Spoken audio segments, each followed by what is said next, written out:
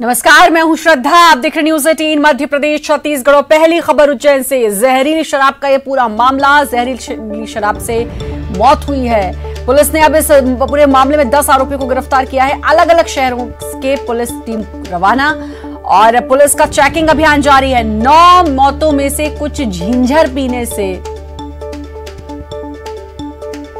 9 मौतों से कुछ की मौत झिंझर पीने से हुई है, ये एसपी ने कहा है। और अब इस पर एसआईटी गठन की बात भी कह दी गई है। एसआईटी इस मामले को देखेगी तो जहरीली शराब पीने का जहरीली शराब से ये मौत का पूरा मामला है। 9 लोगों की मौत हो चुकी है। कल 7 शव मिले थे, आज 2 और लाशें मिली हैं। और अब पुलिस ने 10 आरोपियों को इस पूरे मामले में गिरफ्तार किया है। और इधर इस मामले में सीएम ने आला अधिकारियों के साथ बैठक की और एसआईटी जांच के आदेश दिए। सीएम ने दोषी अधिकारियों को सस्पेंड करने के भी आदेश दिए हैं। उज्जैन एसपी ने 4 पुलिस वालों को सस्पेंड भी कर दिया है। उज्जैन के खारा कुआं के टीआई मनोहर तिवारी, एसआई नीरज शर्मा, आरक्षक अनवर और नवाब निलंबित किए गए हैं। घटना की उच्च स्तरीय जांच के आदेश दिए। एक उच्च स्तरीय मीटिंग अभी मैं करके आ रहा हूं। सीएस डीजीपी जिसमें उपस्थित थे, एसीएस होम थे, और मैंने निर्देश दिया है कि पूरी घटना की जांच होनी चाहिए। एसीएस होम उस जांच को करेंगे। एक एसआईटी बनाई है, पुलिस की स्पेशल टीम, वो पूरी घटना में त्वरित कार्रवाई करेगी। पूर्व सीएम कमलनाथ ने भी उज्जैन की घटना को लेकर सरकार पर हमला बोल दिया। कमलनाथ ने ट्वीट किया कि उज्जैन में शराब माफिया ने 9 जान ली हैं, 9 परिवार बर्बाद कर दिए। शिवराज जी, ये माफिया कब तक यूं ही निर्दोषों की जान लेते रहेंगे? हमने इन्हें कुचला था, हमारी सरकार जाते ही ये फिर बेखौफ हो गए, फिर सक्रिय हो गए। आपकी सरकार का माफियाओं से आखिर इतना प्रेम क्यों?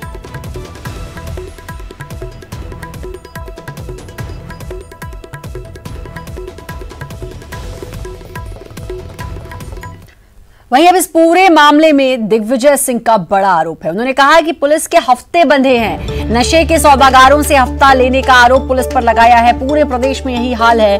राजगढ़ में अवैध शराब के ठेके हैं। तो अब इस पूरे मामले में पुलिस पर बड़ा सवाल और बड़ा आरोप लगाया है। पूर्व सीएम दिग्विजय सिंह ने कहा कि पुलिस के हफ्ते बंधे हैं। नशे के सौदागारों से हफ्ते लेने का आरोप उन्होंने लगाया है। और यह भी कहा कि पूरे प्रदेश में कमोबेश यही हालात हैं। राजगढ़ में अवैध शराब के ठेके हैं।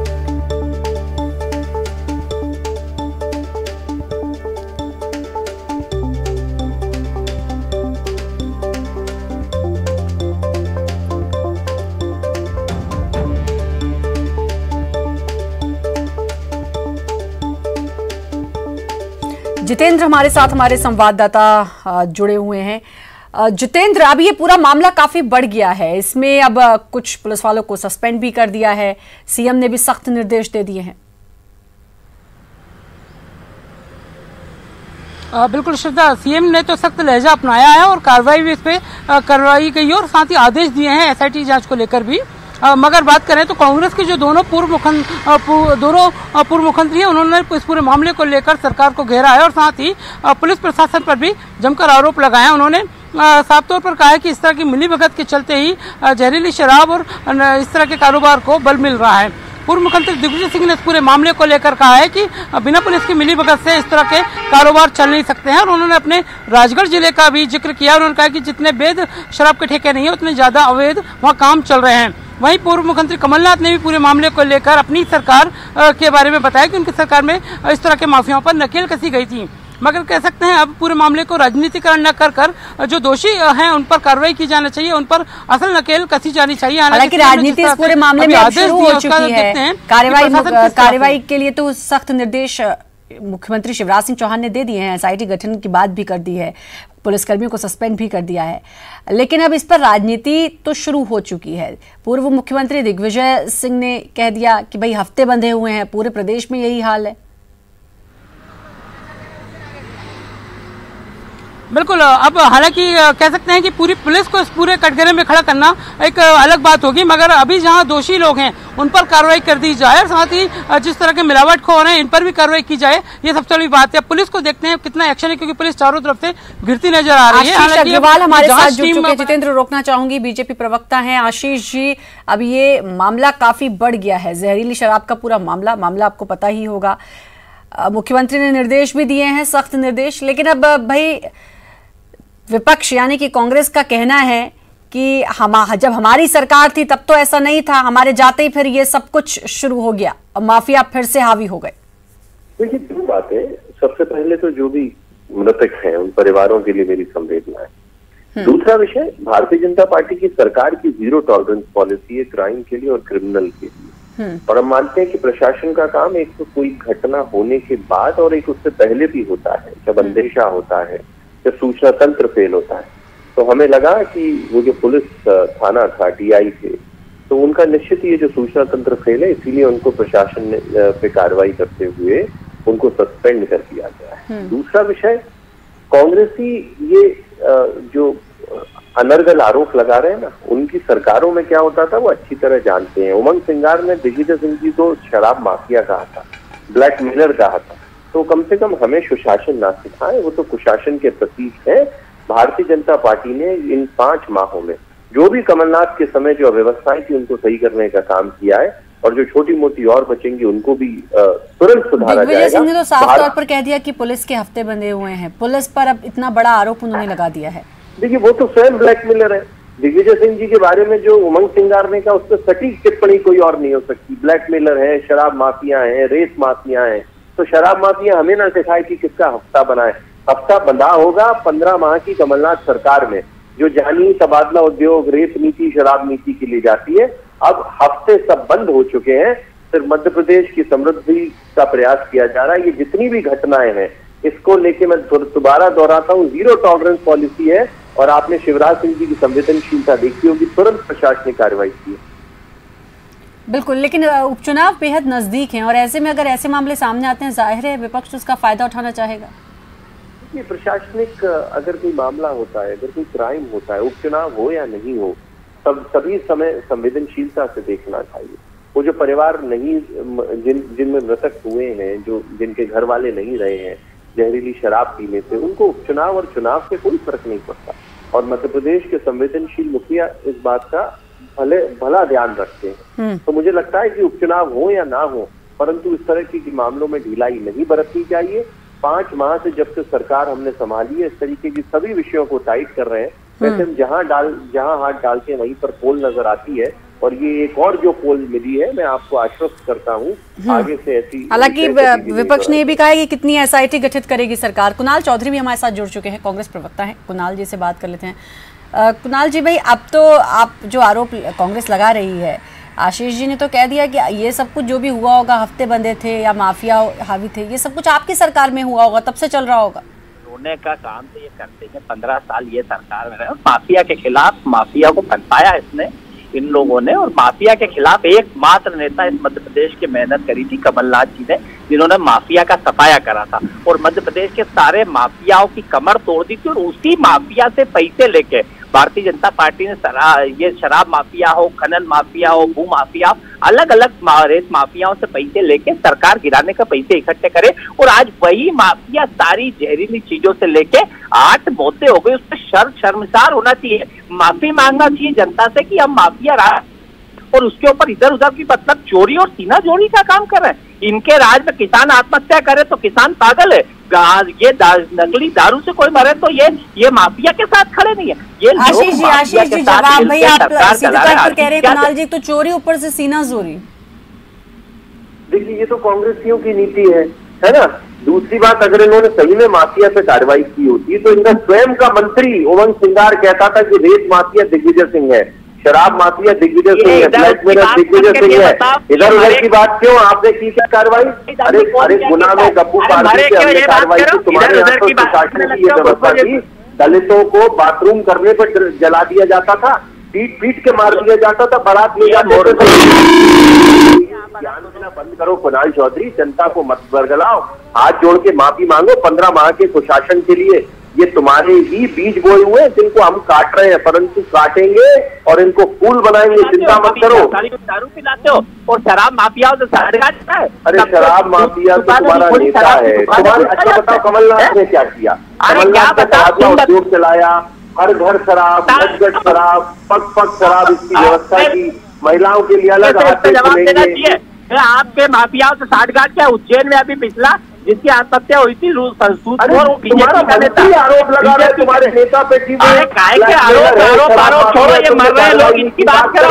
जो मर रहे हैं उसके बाद आरोप के रोना मत ज्यादा रोज के रोना इधर उधर का रोना। मौतों में लोग मर के रहे, सरकार चला रहे हो, माफिया के इतने बुलंद कैसे हो रहा है? तो भारतीय जनता पार्टी ने जब भी कोई जवाब देने की जगह आरोप कार्रवाई की है।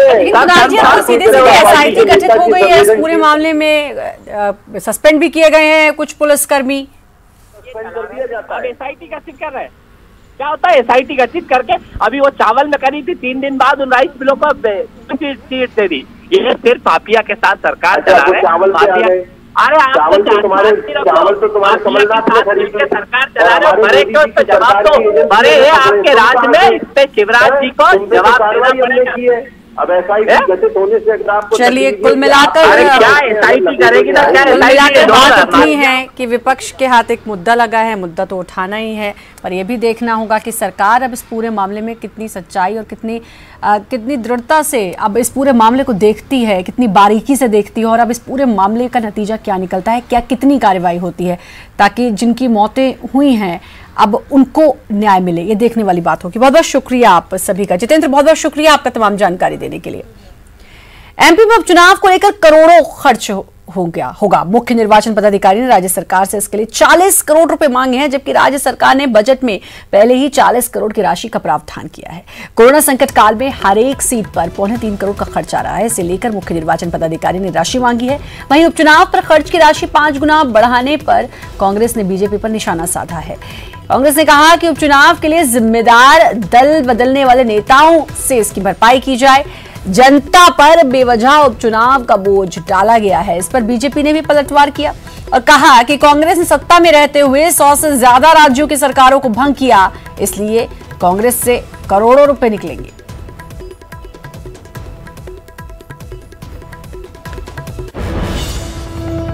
लोकतांत्रिक मूल्यों का कत्ल करने वाले लोगों के कारण जो 5 गुना चुनाव का खर्च बना है, जिन्होंने अपने मत को बेचा, जनता को मत को बेचा, आज उसकी कीमत फिर वापस जनता को भरनी पड़ रही है। ये खुद तो 35 से 50 करोड़ लेके अपने घर भरने का काम कर लिया, पर जनता की गाड़ी कमाई से 5 गुना खर्च फिर उपचुनाव हो रहा है। मेरा आग्रह है जनता से कि इनको सबक सिखाया, ताकि आगे आने वाली पुश्तें याद रखें कि बिकाऊ लाल मिलावट रामों के साथ क्या होता है और कहीं ना कहीं लोकतांत्रिक मूल्यों का कत्ल करने वालों के साथ क्या होता है। और क्यों ना ये चुनाव का खर्च इन बिकाऊ लाल मिलावट रामों से भरा जाए, ताकि उसकी भरपाई करी जाए, क्योंकि इनने कमाया बहुत है। जो खर्चा लगे वो भारतीय जनता पार्टी के प्रत्याशियों के द्वारा लिया जाना चाहिए। कांग्रेस के ही सदस्य और विधायक 25 ने अपने पदों से त्याग पत्र दिया। संवैधानिक अधिकारों, लोकतांत्रिक अधिकारों का इस्तेमाल किया। कांग्रेस ने तो 100 से ज्यादा चुनी हुई सरकारें भंग कर दी, केवल ये इनकी पार्टी की नहीं थी। और इन सरकारों को भंग करने पर समय समय पर सुप्रीम कोर्ट ने इनका गलत दुरुपयोग करना बताया भी कि संविधान की धारा 356 का दुरुपयोग करने वाली कांग्रेस की सरकार रही है। सुप्रीम कोर्ट ने जताया, बताया। तो जो लोकतंत्र की हत्या करने वाले हों, 100 से ज्यादा सरकारें भंग करने वाले हों, तो उनसे तो लाखों करोड़ रुपया हर्जाना बनता है इस देश के खजाने के लिए। चिकित्सा शिक्षा मंत्री विश्वास सारंग ने कांग्रेस के मैं भी बनूंगा मर्यादा पुरुषोत्तम अभियान पर सवाल उठाया। उनकी माने तो कांग्रेस को भगवान श्री राम का नाम लेने का अधिकार नहीं है, क्योंकि उन्होंने राम के ही अस्तित्व पर प्रश्न चिन्ह लगाया था। इतना ही नहीं, उन्होंने कहा कि कांग्रेस ने ही राम मंदिर के निर्माण में कई रोड़े अटकाए और जब अब उपचुनाव होना है तो उन्हें भगवान श्री राम की याद आ रही है। पार्टी है जिसने राम के अस्तित्व पर प्रश्न चिन्ह लगाया था। ये वही कांग्रेस पार्टी है जिसने सोनिया गांधी के कहने पर राम सेतु तोड़ने की की पूरी रचना बनाई थी। ये वही कांग्रेस है जिसने राम मंदिर बनाने पर इतने सालों तक रोड़े अटकाए। ये वही कांग्रेस है जिसने राम का मंदिर सालों तक बनने नहीं दिया। अब क्योंकि वोट की राजनीति का उन्हें ध्यान आ रहा है, इसलिए वो मर्यादा पुरुषोत्तम की बात कर रहे हैं। उपचुनाव से पहले बीजेपी को एक झटका लगा है। अंबाहा से पूर्व विधायक वंशीलाल जाटव ने सपा का दामन थाम लिया है। लखनऊ में उन्होंने ऑफिस में पार्टी की सदस्यता ली और अब वो अंबाहा से सपा के प्रत्याशी होंगे। कांग्रेस के बागी विधायक कमलेश जाटव को बीजेपी ने प्रत्याशी बनाया है और इससे वो नाराज चल रहे थे, तो वो अंबाहा से 2 बार बीजेपी विधायक रह चुके हैं। तो अब बीजेपी का दामन छोड़ा और अब बीएसपी का दामन उन्होंने थाम लिया है। लखनऊ में उन्होंने वंशीलाल जाटव ने सदस्यता ग्रहण की।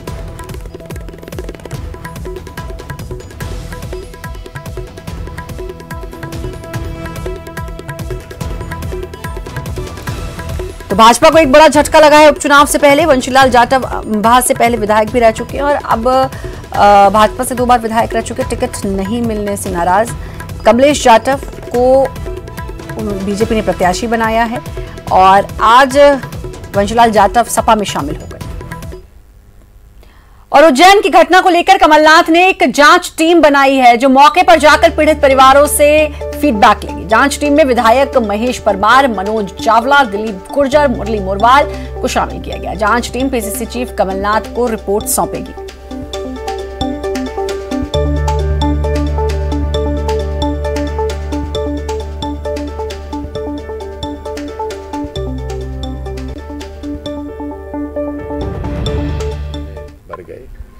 ये पूरा का पूरा पूरी जवाबदारी शासन की है। सर, कल राजधानी भोपाल में गैंगरेप का मामला सामने आया। ब्रेक के बाद एक बार फिर से आपका स्वागत है। उपचुनाव से पहले आरोप प्रत्यारोप का दौर जारी है। कांग्रेस ने प्रदेश सरकार पर फिर निशाना साधा है। कांग्रेस का कहना है कि जिन इलाकों में उपचुनाव होना है वहां 90 दिनों में 7,000 शिकायतें दर्ज हुई हैं। कांग्रेस ने उपचुनाव वाले क्षेत्रों में कानून व्यवस्था को लेकर अब सवाल उठाए हैं। मुख्यमंत्री जी, गरीब होने का स्वांग बाद में कर लेना। जनता जानती है कौन गरीब है कौन अमीर है। पहले ये देखिए कि मध्य प्रदेश में 90 दिन के अंदर पुलिस के खिलाफ 7,000 शिकायतें दर्ज हुई हैं। ये मध्य प्रदेश में कानून व्यवस्था की स्थिति है। नकली जहरीली शराब पीने से 7 लोग मर गए हैं। जगह जगह जो है भ्रष्टाचार के में आपके जो प्रशासन के लोग पकड़े जा रहे हैं। बाबुओं के घर से करोड़ों रुपया मिल रहे हैं। ये पता लग रहा है इस सरकार में। सीएम शिवराज सिंह के खिलाफ अभद्र टिप्पणी करने वाले कांग्रेस नेता दिनेश गुर्जर के खिलाफ पुलिस ने एफआईआर दर्ज की है। कांग्रेस नेता दिनेश गुर्जर ने सीएम शिवराज को भूखा नंगा कहा था। चुनाव आयोग की फ्लाइंग स्क्वाड टीम की शिकायत पर पुलिस ने दिनेश गुर्जर के खिलाफ एफआईआर दर्ज की है। फ्लाइंग स्क्वाड टीम ने सीएम के खिलाफ इसे व्यक्तिगत टिप्पणी मानते हुए आचार संहिता का उल्लंघन बताया। आपको बता दें 11 अक्टूबर को अशोकनगर के राजपुर गांव में चुनावी सभा को संबोधित करते हुए कांग्रेस किसान मोर्चा के प्रदेश अध्यक्ष दिनेश गुर्जर ने सीएम को नंगे भूखे घर का कहा था।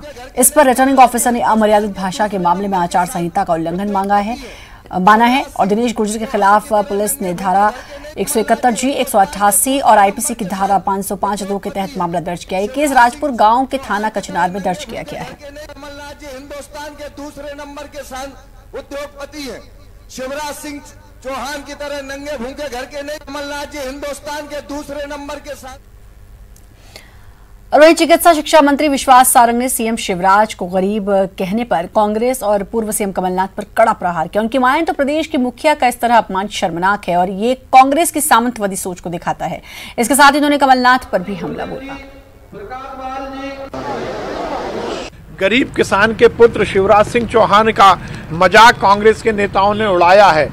ये इस बात को स्थापित करता है कि कांग्रेस अभी भी सामंतवादियों की पार्टी है। अभी भी कांग्रेस सेठ और बड़े बड़े उद्योगपतियों की पार्टी है। हम तो पहले से ही कहते आए हैं कि कमलनाथ जी कलकत्ता के बड़े सेठ मध्य प्रदेश में राजनीति करने नहीं आए, बल्कि मध्य प्रदेश की जनता की गाड़ी कमाई को चूसने आए। छतरपुर के बड़ा मलहरा में होने जा रहे उपचुनाव में कांग्रेस पार्टी ने जिले के कलेक्टर और एसपी को हटाने की मांग की है। कांग्रेस जिला अध्यक्ष मनोज त्रिवेदी ने केंद्रीय चुनाव आयोग को भेजे पत्र में कहा कि बड़ा मलहरा के बीजेपी प्रत्याशी प्रद्युम्न सिंह लोधी के कलेक्टर शैलेंद्र से नजदीकी रिश्तेदार हैं और एसपी सचिन शर्मा के पिता यूपी के बदायूं जिले के बिलसी से बीजेपी विधायक है, इसलिए दोनों अधिकारी चुनाव में बीजेपी को फायदा पहुंचा सकते हैं। इसके साथ ही कांग्रेस के कार्यकर्ताओं को परेशान करने का भी आरोप कांग्रेस जिला अध्यक्ष ने लगाया है।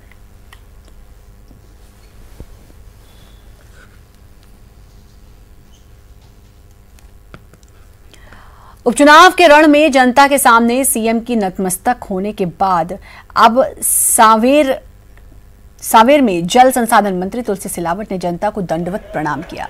तुलसी सिलावट ने मंच से कहा कि अब वोट मांगने के लिए समय कम बचा है, इसलिए यहीं से प्रणाम कर रहा हूं।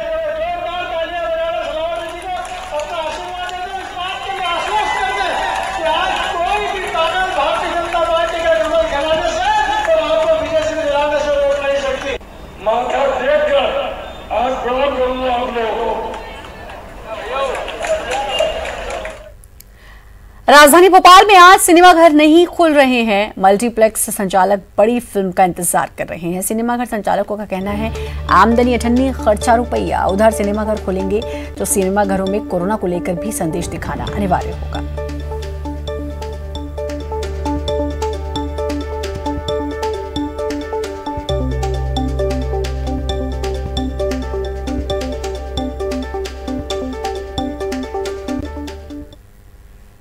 चिकित्सा शिक्षा मंत्री विश्वास सारंग ने मध्य प्रदेश में सिनेमाघर नहीं खोलने के सिनेमाघर मालिकों के फैसले का स्वागत किया। उनकी माने तो ये उनका व्यक्तिगत फैसला है और ये लोगों के हित में लिया गया फैसला है।